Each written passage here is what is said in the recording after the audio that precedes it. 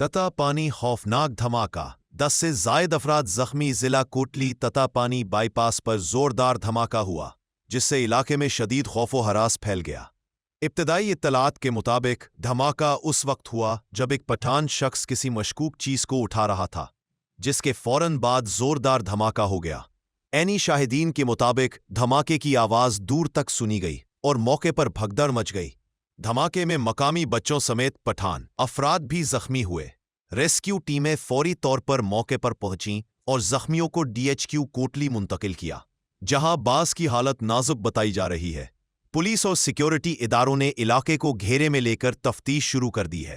دھماکے کی نوعیت اور ذمہ داران سے متعلق تاحال کوئی سرکاری بیان سامنے نہیں آیا۔